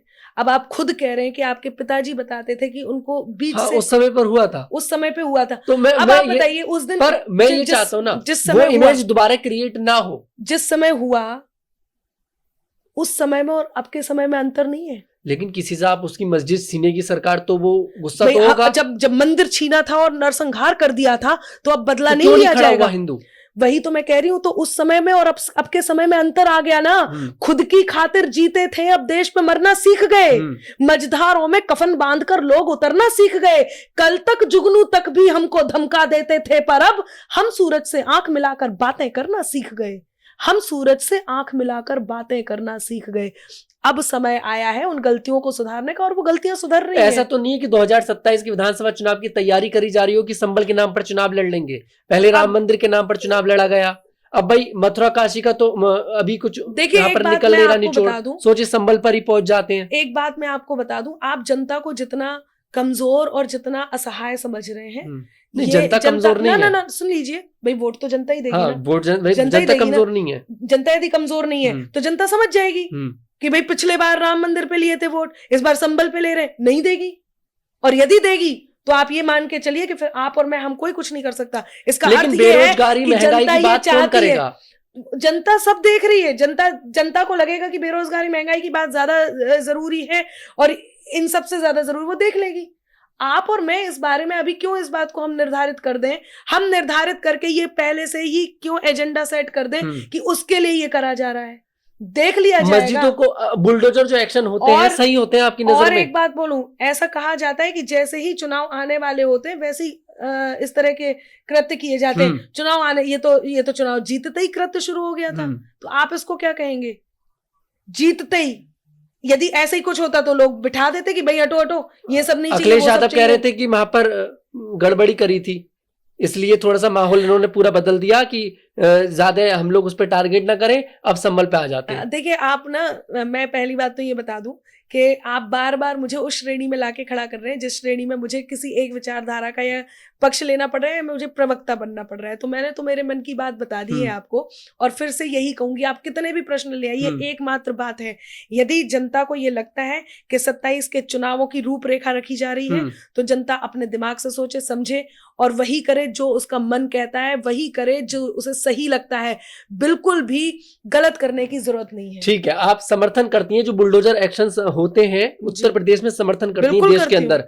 महाराष्ट्र के अंदर दिगंबर जैन मंदिर को तोड़ा गया अभी हाल ही के अंदर, आप भी जैन धर्म से आती हैं, समर्थन करती हैं आप इस चीज का? बिल्कुल। मैं एक बात, जब मैं बुलडोजर एक्शन का पूर्ण रूप से समर्थन करती हूँ, 100% समर्थन करती हूँ, लेकिन हर बात का एक एडवांटेज और डिसएडवांटेज होता है। आप उसी चीज को यदि गलत तरीके से इस्तेमाल करेंगे, वो बुलडोजर यदि निर्णय आने के बाद चलता है, आप समझिएगा, अभी कोर्ट से निर्णय नहीं आया था और बीएमसी ने वहां पर बुलडोजर चला दिया। सरकार तो बीजेपी की है ना, जो भी है, मैं बता रही हूं ना। यदि चलिए ठीक है, आप ये देखिए अगले ही दिन क्या, अब तक तो मंदिर बन गया, आपने माना गलत है उस समय, बिल्कुल 100% गलत है। बुलडोजर एक्शन 100% सही थोड़ा है। सा आप कनेक्ट हुए ना अपनी धर्म से? मैं नॉर्मल थोड़ा सा नहीं, मैं पूरी तरह से कनेक्ट हुई। ऐसी मुसलमान आप मुझे पूरा बोलने तो दीजिए। हाँ। मैंने अभी, आपने ये बात ध्यान नहीं दी, मैं फिर कह रही हूं, यदि कानून से कानूनन जो निर्णय जो विचाराधीन था वहां से अब तक निर्णय नहीं आया, निर्णय आने से पहले ही एक्शन ले लिया गया, ये 100% गलत है। कानून का जो निर्णय होता है उसे आप लोग मानते हैं? बिल्कुल मानते, सबको मानना चाहिए, चाहे आप कोई भी धर्म के हो। हम मानते, हमारे पूरे जैन बंधुओं ने ये कहा। गलत क्या हुआ? गलत बुलडोजर चलना गलत नहीं है, गलत समय से पहले, एक्शन आने से पहले, बिना इंफॉर्मेशन के, बिना सूचना के हमारे श्री जी पर बुलडोजर चला दिया गया। श्री जी जो हमारे ईश्वर हैं, हमारी धार्मिक पुस्तकों पर बुलडोजर चला दिया गया, वो गलत है। समय से पहले आपने बिना सूचना के जो किया वो गलत है, आपका एक्शन गलत है, बुलडोजर नीति गलत नहीं है। ये जो सरकार है बीजेपी की, जहां सरकार है, आपको नहीं लगता कि एक विशेष समुदाय को टारगेट करते हैं? उत्तर प्रदेश में मुसलमानों को टारगेट किया जाता है, महाराष्ट्र के अंदर जैन धर्म को टारगेट किया गया। आरोप ये भी लगता है कि पुराने समय में जैन धर्म के मंदिर हुआ करते थे, उनको तोड़कर मंदिर बनाए गए। ऐसा है तो 9 अप्रैल को जीतो संस्था द्वारा विश्व नौकार महामंत्र दिवस मनाया गया, जिसमें मोदी जी तो बीजेपी से ही है। यदि मुझे ऐसा ही लगता तो मोदी जी ने जाकर सबसे पहले नमोकार मंत्र क्यों पढ़ा? संसद में जैसे ही नई संसद बनी, उसमें सबसे पहले पैर रखते ही नमोकार महामंत्र पढ़ा गया। वहां पर हमारे जैन साधु और साध्वियों को बिठाया गया। हमारे आचार्य गुरुवर विद्यासागर जी को अर्घ चढ़ा करके मोदी जी तो बीजेपी से ही है ना, कहते जाइए, उन्होंने अर्घ चढ़ा करके जैनिज्म को सम्मान दिया। हम ये क्यों जबरदस्ती, इस बात से हम कैसे करें भाई? अकेले मोदी जी तो जाकर के बुलडोजर में बैठ करके चला नहीं देते हैं। कहीं ना कहीं अधिकारियों की चूक रही और उसको अगले ही दिन सुधारा भी गया। अब मैं क्या करूं, पहले दिन गाली दूं अगले दिन तारीफ करूं, ऐसा तो नहीं हो सकता ना। तो हम तो यही देखेंगे ना जिसकी गलती है और जैसी गलती है वैसे ही माना जाए। एक और बात, मिच्छामि दुक्कड़म कह करके सबसे पहले संसद में प्रवेश किया गया, ये हमारे लिए कितने गौरव की बात है। और हर धर्म को इस देश में सहेजा जाता है। आप क्या बात कर रहे हैं? क्या आपने देखा नहीं सौगातें ईद दी गई थी, उसे आप क्या कहेंगे? बताइए भाई, क्या कहेंगे? देश या हम सब गंगा जमनी एकता के विरोध में नहीं है, हम मुस्लिम्स के अगेंस्ट नहीं है, हम केवल उस बात के अगेंस्ट हैं, हम केवल उस बात के विरोध में हैं जो गलत है। और वो गलत क्या है? वो गलत सबको दिखाई दे रहा है।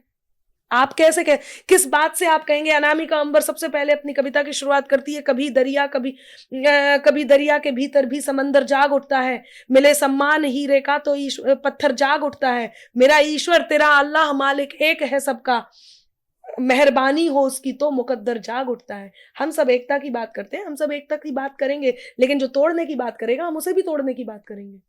हमसे जैसा किया जाएगा आप ये देखिए, योगी जी की बात करती हूँ। योगी जी ने, हम सब ने सुना था, मैं गलत होंगी तो इसको मैं क्षमा चाहूंगी, लेकिन जहां तक हमारी इंफॉर्मेशन, उन्होंने ये बोला, मैं अपने धर्म में विश्वास रखता हूं, मैं जो हूं मैं वही करूंगा, मैं मेरा धर्म करूंगा, बोला था। ठीक है, मैं दूसरे के धर्म को नहीं अपनाऊंगा लेकिन उसका अपमान नहीं करूंगा। ठीक है, तो आप कैसे, वो योगी जी तो बीजेपी से ही है, फिर आप किस बेस पे कह रहे हैं कि बीजेपी ये कर रही, बीजेपी ये कर रही? भाई कोई कुछ नहीं कर रहा है, जो गलतियां हैं उन्हें सुधारा जा रहा है। और मैं बीजेपी की प्रवक्ता नहीं हूँ, इसलिए अभी लग रहे थे मुझे, बिल्कुल नहीं। मैं तो इसलिए कि भाई मैं जो देख रही हूँ वो सच भी नहीं बोलूं। अच्छा, एक बात मैं झूठ कैसे बोलूं? एक बात बताइए, कहा जाता है, अब देखिए मैं तो नया नया पत्रकारिता में आया हूँ, मुझे कोई बहुत ज्यादा समय नहीं हुआ, कहते हैं कि इतिहास में जैन धर्म को टारगेट किया गया, ये मानती हैं कि नहीं मानती हैं? किसने कहा इतिहास में जैन धर्म? विपक्ष कहता है। विपक्ष का हम कुछ नहीं कर सकते। हमारा जैनिज्म, हम सब बहुत मन से जैनिज्म को जी रहे हैं, और जिन धर्म को मानते हैं, हमारे धर्म को जिस कहते हैं कि अगर मंदिरों की खुदाई हो जाए तो जैन धर्म के मंदिर निकल आएंगे। हाँ, तो जैन धर्म के जहां जहां मंदिर निकलते हैं वहां जैन धर्म को हम तो हमारे सम्मेद शिखर में पिछले दिनों एक बात आई थी, उसको संरक्षित करने की हमने बात भी की थी। हमने, झारखंड सरकार ने जिस समय हमारे पवित्र पर्वत पर जाकर के एक बकरे की पूजा करके उसका बलिदान दिया, हमने एकदम कहा था, हमने उसी समय बोला था, इस बात के लिए बिल्कुल बोला था, किसी दिन कुड़ के जुर्रत पर उतर आए तो क्या होगा, सनक कर यदि बगावत पर उतर आए तो क्या होगा, और सियासत करना जैनों से तो फिर ये सोच कर करना, अगर जैनी सियासत पर उतर आए तो क्या होगा। तो ऐसा नहीं है कि हमें ये नहीं पता कि हमें किस बात का सम्मान करना है और किस बात का। रही बात लोगों के भड़काने की, तो उन्हें दिखाई दे रहा है कि जैनिज्म का या किसी भी, मैं तो मुस्लिम धर्म का, सब भाई हर धर्म का सम्मान करने वाला ये देश है और कर रहा है। जिन्हें भड़काना है वो भड़का रहे हैं, जिन्हें एक एंगल, इस पूरे कमरे में बहुत सुंदर दीवारें हैं, बहुत सुंदर ट्रॉफीज हैं, सब कुछ बहुत सुंदर है, हमने एक कोने में डस्टबिन भी रख रखी है। अब यदि किसी व्यक्ति को हम बुलाएं और कहें कि देखो भाई तो वो सुंदर सुंदर दीवारें ये सब नहीं देख रहा है, उसकी दृष्टि जाई डस्टबिन में रही है, तो हम उसकी दृष्टि का क्या कर सकते हैं? सियासत की बात आई है, 2027 में टिकट मिल रहा है आपको? बिल्कुल पॉइंट टू पॉइंट बात करूंगा, घुमा के बात नहीं कर रहा। देखिए 27 में टिकट मिल रहा है कि नहीं मिल रहा, इस बारे में मुझे तो क्या किसी को भी कुछ भी पता नहीं रहता है। अरे मैम आपको तो थोड़ा बहुत तो पता होगा, ऐसी बात मुझे ऐसा कुछ भी नहीं पता, और ना मैंने ऐसी कोई तैयारी की है। मैं हमेशा इस बात को कहती हूँ, राजनीति के रास्ते पर जरूर जाऊंगी, मुझे मौका मिलेगा, और मुझे ऐसे लगता है कि इस पर जाकर सियासत में तो आप जरूर जाएंगे, तो मुझे ही पता है। और इस बार 2027 में ही जाएंगे, मैं भविष्यवाणी कर जा रहा हूँ। 2027 में आपको टिकट मिल जाए तो मेरा एक छोटा सा रील काट कर लगा देना, मैं भविष्यवाणी कर जा रहा हूँ। इससे पहले आपको तमाम पार्टियों ने ऑफर किया है टिकट का जी। समाजवादी पार्टी की तरफ से भी शायद ऑफर किया गया था लोकसभा चुनाव 2019 में प्रसपा ने मुझे टिकट दिया था। बता दीजिए थोड़ा सा। उस समय प्रसपा ने टिकट दिया था 2019 में सांसद का, मेरठ हापुड़ से जो सीट थी वो मुझे दी गई थी। लेकिन मुझे ऐसे लगा कि मैं ना तो मुझे राजनीति का लापता था और ना ही मुझे खुद पर इतना विश्वास था, और मुझे लग रहा था कि मैं इस चीज के लिए परिपक्व भी नहीं फिर हूँ। अनामिका अंबर जैन तो अच्छी भी नहीं मैंने लगती विपक्ष की साइड से। बात वो नहीं है, बात ये थी कि मुझे सच में इसका कुछ भी नहीं पता था, नहीं, ABCD अनामिका भी अंबर नहीं जैन पता। बीजेपी की साइड से अच्छी लगती हैं। अब आप तो ऐसी ऐसी भविष्यवाणियां कर रहे हैं, तो आप अब अच्छी लगते हो आप बीजेपी की तरफ से, क्योंकि बीजेपी मैं में तो तो ऐसे ही नेता है ना जो हिंदुत्व की बात करते हैं। भाई आप विपक्ष में तो कोई हिंदुत्व की बात नहीं कर रहा तो ना। भाई ये बताइए, हम हिंदुस्तान में बैठ करके हाँ तो हिंदुत्व मैं की भाई, बात नहीं करेंगे तो तो कहाँ की मैं बात तो खुद करेंगे? यही कह रहा मुझे तो ये समझ में नहीं आता लोगों को हिंदुत्व से दिक्कत क्या है, क्यों लोग इतने परेशान होते हैं? ये बुद्धिजीवी है कौन? यदि आपको मैं एक बात बता दूं, जरा मुझे आज मन ही कर गया है, आज गुस्सा आ गया। हाथों में है तेज कटारी, मीठी बोली होठों पर, नमक छिड़कते रहते हैं जो भारत माँ की चोटों पर। अगर कहीं अखलाक मरे तो इनका जिया धड़कता है, पर चंदन मर जाए तो फिर फर्क न इनको पड़ता है। वेद पुराणों में इन सबको दोष दिखाई देते हैं और शरीयत में रहमत को कोष दिखाई देते हैं। जिनको पूजा की घंटी तो शोर सरीखी लगती है, मगर अजानों के स्वर सुनकर दिव्य चेतना जगती है। आतंकवाद का धर्म नहीं है दुनिया में चिल्लाते हैं, फिर धीरे से भगवा को ये आतंकी बतलाते हैं। भेदभाव का छुरा हाथ में ये जो थामे रहते हैं, ऐसे लोगों को भारत में बुद्धिजीवी कहते हैं। आपको नहीं लगता कि जय श्री राम का जो नारा है वो एक कट्टरवादी नारा बन चुका है? आपको ऐसे क्यों लगता है? नहीं, मेरे को नहीं लगता, मैं आपसे पूछ रहा हूं। रामकृष्ण के देश में रह करके राधे राधे, जय महादेव, बांके बिहारी की जय, भगवान महावीर की जय और जय जय श्री राम कहना किस लिए, क्यों डरे? तो अल्लाहू अकबर कट्टरवादी नारा है या फिर जय श्री राम कट्टरवादी नारा है? आपने देखा कहीं जय श्री राम करके आप बम फोड़ रहे हैं? तो बोल दीजिए ना अल्लाहू अकबर है।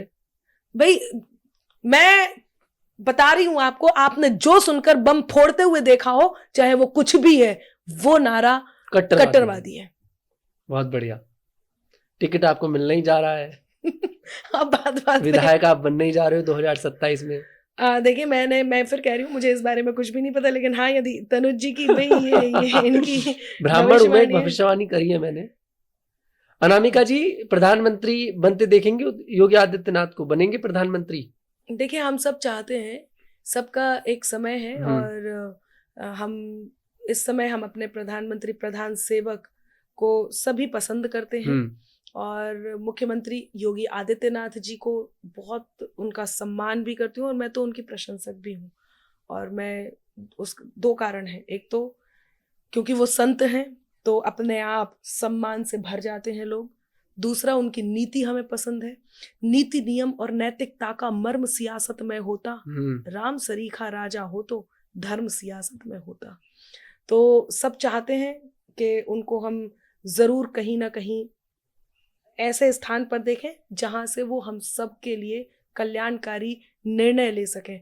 तो जो भी उनके लिए जो भी पद होगा उसका हम सब हृदय से स्वागत करेंगे, हम सब स्वागत के शंख। आप वैसे मैं इमेजिन कर रहा हूँ विधानसभा में अच्छे लगोगे।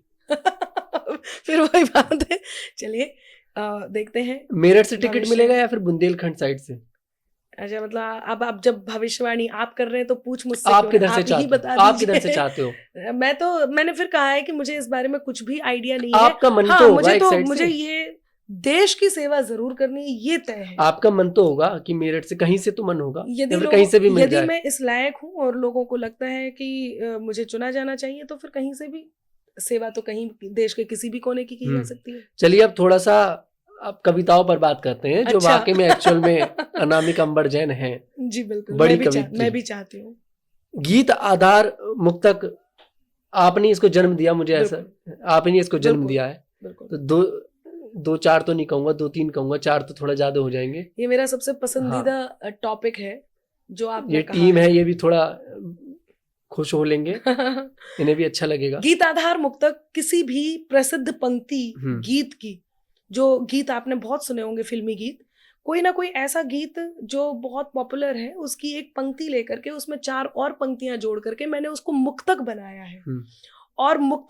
और क्योंकि इसको मैंने ही मंचों पर लेकर के आई हूँ, हालांकि हम मेरे से बड़े बड़े बहुत सारे कवियों ने बड़े कवियों की कविता को आधार लेकर के उस पर रचनाएं रची हैं और लोगों तक पहुंचाई हैं, लेकिन फिल्मी गीत पर कभी नहीं हुआ जो मैंने किया, क्योंकि गीत इसका आधार है और उस पर मुक्तक मैंने लिखा है, इसलिए इसको मैंने गीत आधार मुक्तक का नाम दिया है।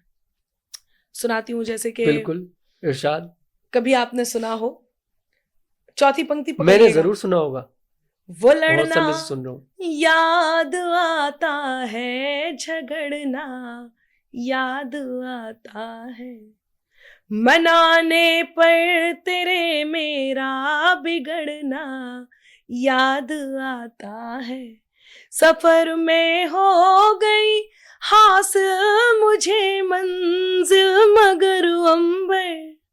अब गीत की पंक्ति है, न जाने क्यों तेरा मिलकर बिछड़ना याद आता है, न जाने क्यों तेरा मिलकर बिछड़ना याद आता है। एक गाना बहुत सुना होगा आपने, लोगों की जुबान पे भी है। अब इसका शिल्प देखना, है नफरतों का भी एक जरिया, मोहब्बतों का सहारा दिल है, बदन फलक है तो इस फलक में चमक रहा एक सितारा दिल है, न बोल पाए अगर ये आंखें, लबों पे खामोशियां भले हों, सुनाई देती है जिसकी धड़कन तुम्हारा दिल या हमारा दिल है, सुनाई देती है जिसकी धड़कन तुम्हारा दिल या हमारा दिल है। एक लिखने में बड़ा मुझे टाइम लग गया था, क्योंकि आप शायद समझते हो काफिया और रदीफ, रदीफ और काफिया किसी भी उसमें जो लोग शायरी को जानते हैं वो बहुत अच्छे से समझते हैं, बहुत बेसिक ज्ञान है ये। तो इसमें मेरा जो काफिया था वो था कम, और जो रदीफ था वो हो गए। अब कम, गम, नम, ये सब के साथ बड़ा मुश्किल था उसको जोड़ना। अब सुनना, खुशियां मिली इतनी, हो गए नहीं खो गए, खुशियां मिली इतनी गम खो गए।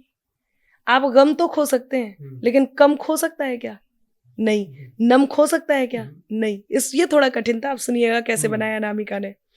खुशियां मिली इतनी गम खो गए, सब दर्द भी होकर कम खो गए, सब दर्द भी होकर कम खो गए, धड़कन सदा दे रही होश आता ही नहीं, आवाज दो हमको हम खो गए।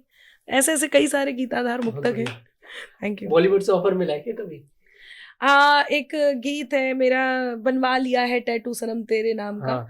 उसके लिए आया था ऑफर, और क्योंकि वो वेब सीरीज से आया था तो मुझे बड़ा ज़्यादा, एक होता है ना कि जब आप बहुत ज़्यादा नखरे दिखाते हो तो फिर बाद में मैंने तो मैंने कहा ना ना ना, मुझे तो फिल्म में ही भेजना है, वेब सीरीज में क्या, हिट भी नहीं होगा, खो जाएगा। हाँ। तो मेरा एक गीत है, अब डर नहीं है मुझको किसी कत्लेआम का, अब डर नहीं है मुझको किसी कत्लेआम का,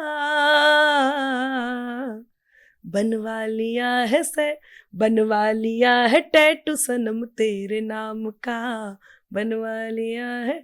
तो इसको आइटम सॉन्ग के लिए इसका आया था, तो अब प्रतीक्षित हूँ, आ रहा है। वैसे तो 2-3 आ चुके हैं, लेकिन कोई ना कोई ऐसी बात रही कि कभी ये लगा कि गाना को उतना सम्मान नहीं मिल रहा है, या कभी कुछ ना कुछ ऐसा रहा। अनामिका जी, जब प्रेम की बात आती है तो जी। राधा कृष्ण का नाम सबसे पहले मन में आता है लोगों हाँ, के। ये भी बड़ी रुक्मणी को थोड़ा सा लोगों की जुबान पर नाम नहीं आता रुक्मणी का। जी, और कंट्रोवर्शियल है। आपका रुक्मणी संवाद मैंने बहुत सुना है, इन लोगों ने भी सुना होगा वैसे जी। आधा नहीं सुनना, मुझे पूरा सुनना है आज, पूरा गीत। हाँ। देखिए, आप बहुत मतलब बहुत अच्छा, आज तो मैं आपको लाइव देख रहा हूँ भाई, अभी तक तो मैं यूट्यूब पर ही देखता था। देखिए, क्या है कि मैंने रुक्मणी गीत जब लिखा था उस समय में बहुत सारी विरोधी नजरों का सामना कर रही थी।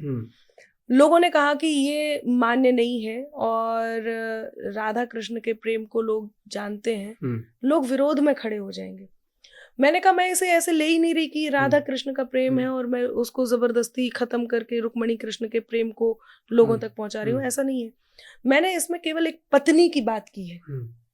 ये देश, आप कुछ भी मान लीजिए तनुज जी, आप ध्यान से समझेंगे और जानेंगे तो देश में पूजने के लिए तो आप राधा कृष्ण को पूज लेंगे, लेकिन यदि इस तरह के किसी रिश्ते को, बात कटु है पर सच है, ऐसे किसी रिश्ते को समाज स्वीकार नहीं करता है। समाज केवल परिणय बंधन को ही स्वीकार करता है, वैवाहिक जीवन को ही स्वीकार करता है, एक शादी को स्वीकार करता है, विवाह बंधन को स्वीकार करता है। तो मैंने ये जो गीत लिखा है इसमें रुक्मणी अपने प्रभु श्री कृष्ण से क्या कहती है वो मैंने बताया है। तो रुक्मणी एक ऐसी पत्नी जिसका पति ईश्वर है, सर्वेश्वर है, और उसे शिकायत अपने पति से नहीं है, उसे शिकायत इस संसार से है। एक पत्नी को संसार से शिकायत है, वो मेरे इस गीत में है। तो इस गीत से पहले मैं 4 लाइन जरूर सुनाती हूँ, वो सुनाती हूँ, फिर गीत सुना देती हूँ।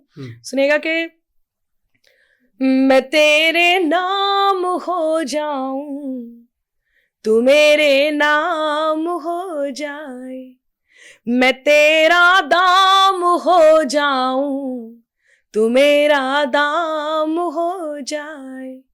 न राधा सा न मीरा सा विरह मंजूर है मुझको, बनूं मैं रुक्मणी तेरी, तू मेरा श्याम हो जाए, बनूं मैं रुक्मणी तेरी। और रुक्मणी क्या कहती है, एक पत्नी क्या कहती है? साथ हमारा जन्म जन्म का रिश्तों का संसार, साथ हमारा जन्म जन्म का रिश्तों का संसार, फिर भी जग ने प्रीत को मेरी किया नहीं स्वीकार। प्रश्न मेरा क्यों राधा ही है मोहन का आधार। एक पत्नी क्या महसूस कर रही होगी जब वो अपने पति से ये कह रही है कि प्रश्न मेरा क्यों राधा ही है मोहन का आधार। हाँ, इस जग ने प्रीत को मेरी किया नहीं स्वीकार, क्यों इस जग ने प्रीत को मेरी किया नहीं स्वीकार। उन्हें कृष्ण से कोई शिकायत नहीं है, अपने पति प्रभु श्री कृष्ण से कोई, क्योंकि कृष्ण कहते हैं प्रभु श्री कृष्ण ने हर लीला को जिया है। वो पुत्र हुए तो पुत्र हुए, वो सखा हुए तो सखा हुए, राजा हुए तो राजा हुए, प्रियवर हुए तो प्रियवर हुए, पति हुए तो पति हुए, वो प्रभु हुए तो प्रभु हुए। ऐसे सर्वेश्वर, ऐसे सर्वलीलाधारी प्रभु श्री कृष्ण, वो क्या कहती हैं प्रभु श्री कृष्ण से? वचन किए पूरे तुमने, कसमें सब मन से मानी। वचन किए पूरे तुमने, कसमें सब मन से मानी।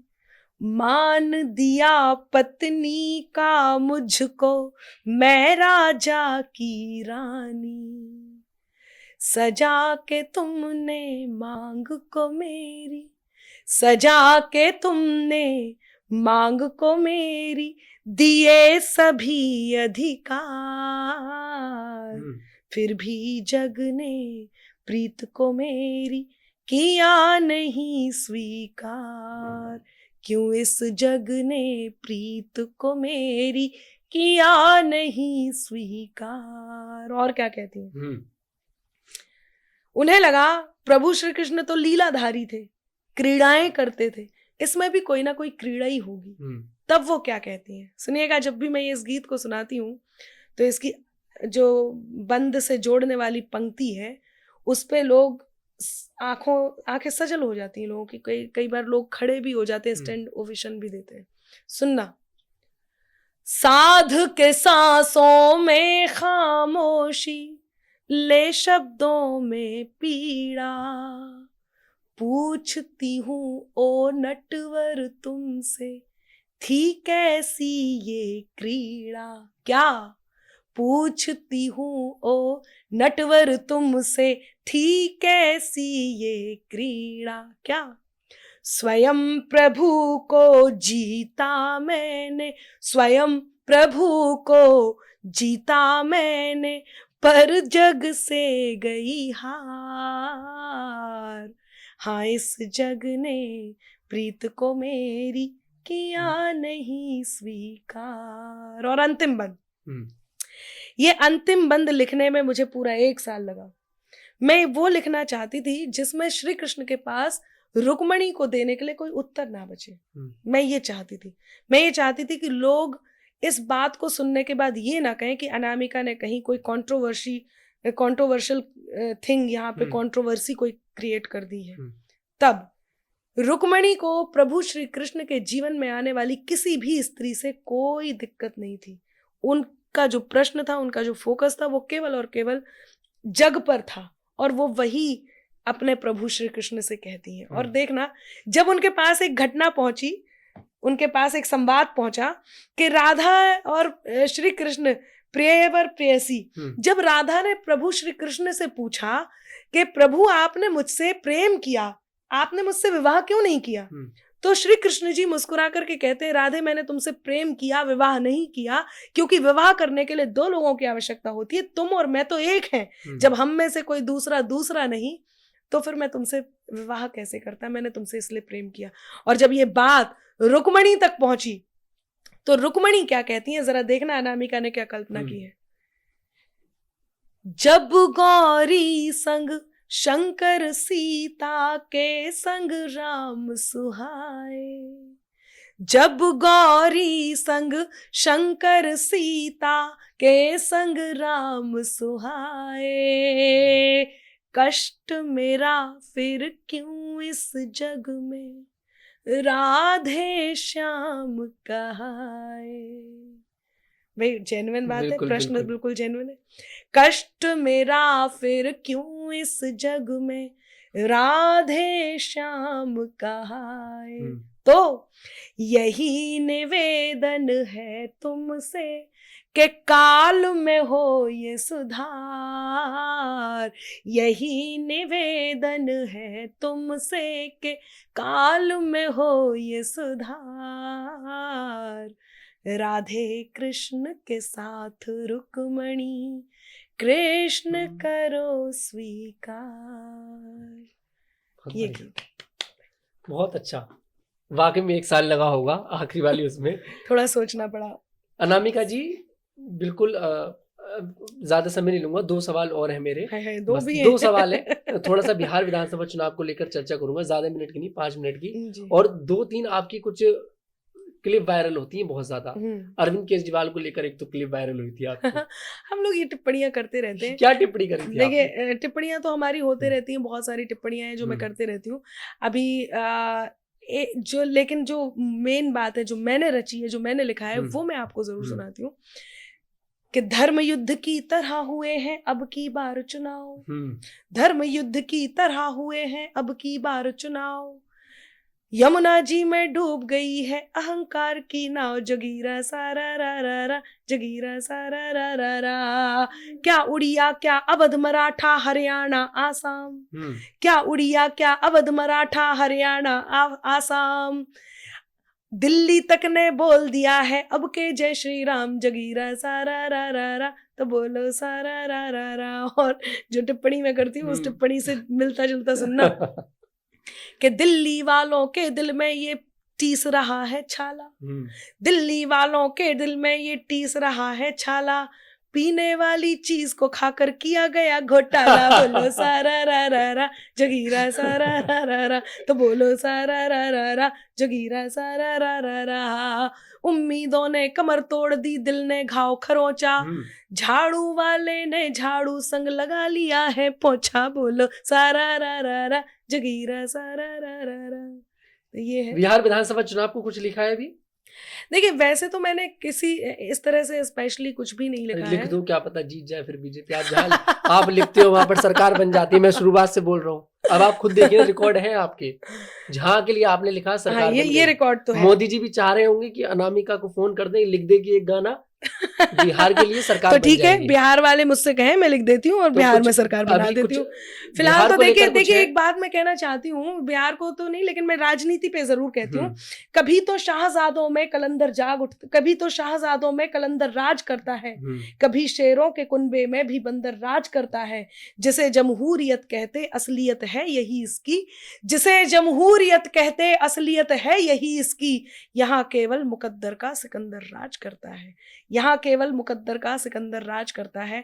तो देखिए, जब लोगों तक ये बात पहुंचेगी, लोगों को लगेगा कि इस सरकार ने अन्य राज्य में भी अच्छे काम किए हैं, या लोगों में एक विश्वास जो बनेगा, तो स्वतः लोग देखेंगे और समझेंगे, और फिर उस तरह से भाई बिहार भी अपने हिसाब से देखेगी, वहां की जनता भी देखेगी। फिलहाल मैंने ऐसा कुछ लिखा नहीं है। आज से शुरू कर देंगे आप, हाँ, सरकार तो बनवानी अब है आपको। आपने कह दिया है तो अब जरूर खत्म कर रहा हूँ मैं, मुझे पता है आप टाइम देख रहे हो घड़ी को बार बार, अब जी। समय हो रहा है, क्योंकि बहुत बहुत धन्यवाद आपका, आपने अपना महत्वपूर्ण समय दिया। हमारे साथ अनामिका अंबर जैन जी थी, और हमारी गुफ्तगू आप लोगों को कैसी लगी कमेंट सेक्शन में देखिए जरूर बताइएगा।